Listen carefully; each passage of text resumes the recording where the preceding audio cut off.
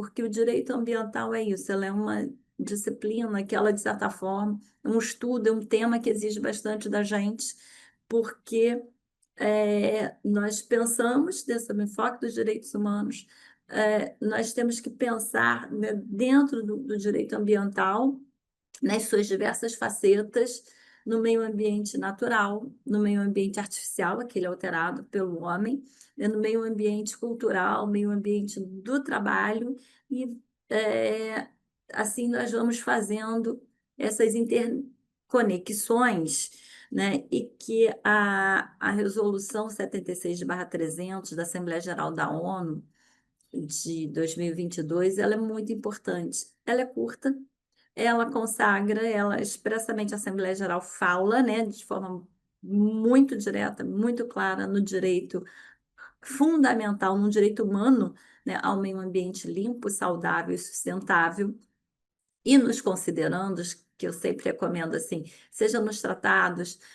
seja nas resoluções da ONU, a gente analisar, a gente ler, não pular os considerandos, porque a gente tem ali as justificativas, né, as premissas para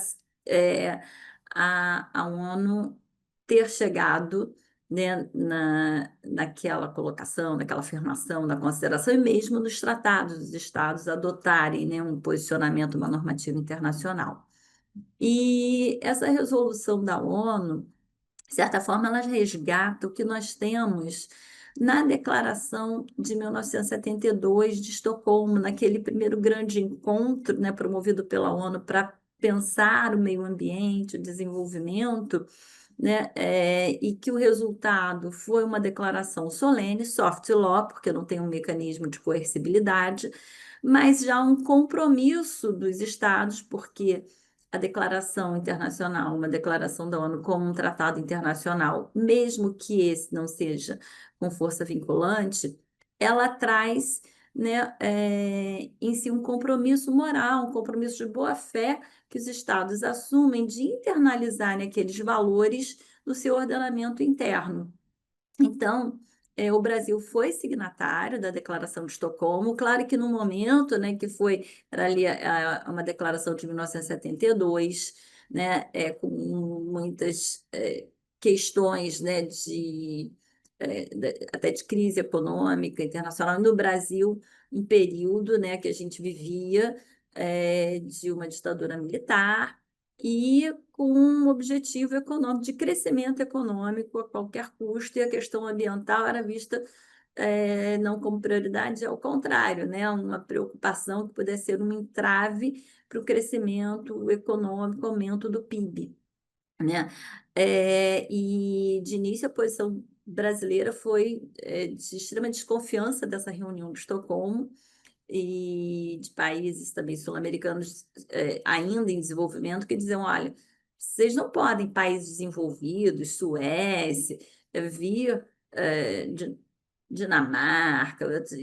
dizerem para a gente o que nós vamos fazer e frear o exercício da nossa soberania, de poder explorar os nossos recursos. Então, a gente vai observar na Declaração de Estocolmo, ali ressaltada a soberania dos estados, inclusive para explorar os seus recursos, mas o compromisso de proteção do meio ambiente, embrionária ali, uma ideia de sustentabilidade no enfoque ambiental. E no princípio, primeiro, que é muito importante da Declaração de Estocolmo de 72, porque ela diz, né, o homem tem o direito à vida, à igualdade, à liberdade, ao desfrute da vida em condições adequadas, de um ambiente, né, adequado. Já era, não é exatamente assim, similar, né, essa é a ideia, mas ali a gente tem a correlação de direitos humanos individuais com já com direito dito de terceira dimensão, direito ao meio ambiente sadio, ou seja, a gente não tem uma vida digna se a gente não tiver um patamar de direitos, um conjunto de direitos e que eles são integrados. E a gente dando um salto histórico para essa resolução 76, né, de 2022 da Assembleia Geral da ONU, a gente vê a correlação lá com o texto 72 de Estocolmo, e vamos observar de forma muito clara a ONU ressaltar a universalidade dos direitos humanos, essa interconectividade entre os direitos humanos, né, a sua indivisibilidade. Então, é muito importante a leitura desses considerandos, né, dessa resolução 76 da ONU, porque a gente precisa pensar no tema dos direitos humanos, no tema do direito ambiental, correlacionado aos direitos sociais, econômicos, culturais e aos direitos individuais. Porque o direito à vida não é o direito ao mero existir. Eu sempre evito, né, a expressão mínima existencial, e eu venho falando assim de um patamar de direitos, porque na verdade é um conjunto de direitos individuais que colocam, né,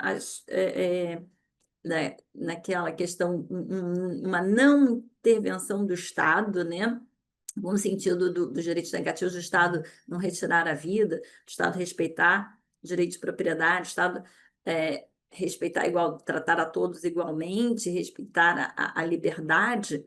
mas a gente, né, nessa construção dos direitos humanos, sabe, né, que a igualdade, de fato, precisa ser uma igualdade material, e aí vem, né, quando dos direitos sociais e as prestações positivas do Estado, né, a gente não vai exercer os direitos políticos sem educação, sem uma educação para a cidadania, sem ter os mecanismos, né, para conhecer, né,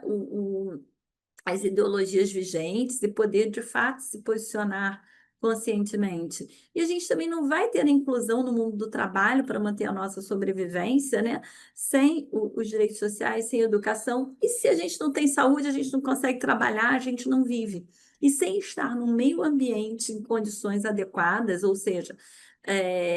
com um ar adequado, com acesso à água, com acesso a saneamento, e a gente olha que a questão ambiental ela deixa, né,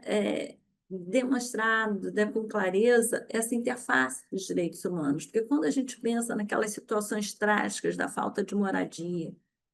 das situações de habitação em áreas inadequadas, com falta de saneamento, sem acesso à água potável, com aquelas línguas negras, com aqueles balões, né, do esgoto a céu aberto, com crianças brincando em áreas extremamente insalubres, né, a gente verifica um risco para a saúde e para a própria vida. É terrível saber que no mundo, e inclui no Brasil, a gente tem bolsões de misérias e que crianças, né, ainda morrem de desinteria, né, morrem justamente pela falta, né, de acesso ao saneamento, de acesso também a tratamento de saúde. E então, para se falar numa vida digna, a gente precisa ter a liberdade para pensar, para viver, e inclusive para opção do modo de ver, quando a gente fala hoje da questão dos povos originários, né? De ver respeitado